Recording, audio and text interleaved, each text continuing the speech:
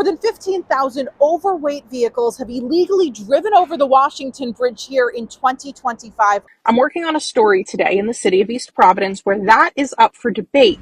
I have some awful news if you're a fan of getting these awful shakes from the Newport Creamery and Garden City Center. Have you ever wanted to buy your own lighthouse? Listen up, you may soon have the chance. This is the Warwick Neck Lighthouse overlooking Rhode Island's Narragansett Bay. A grandparent scam busted.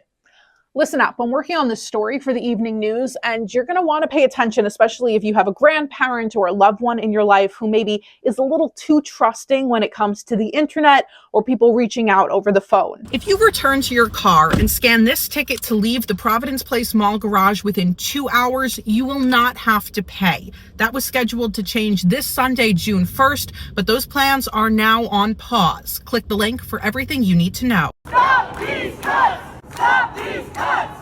All of these protesters behind me say they rely on Rhode Island's public transit system and their lives will be majorly impacted by proposed cuts to service.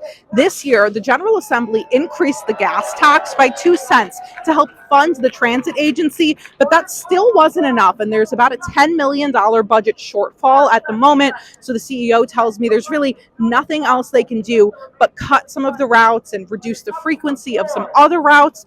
What do you think? Do you ride RIPTA? How will these changes impact you? Here's what leaders at the Rhode Island Turnpike and Bridge Authority had to say when I asked them about the safety of the Mount Hope Bridge that's closing for repaving work this weekend. This is what I summarized in the last video. This isn't a safety project. This is a rideability project. So this is because we hear from our motorists quite a bit that this is a very bumpy ride.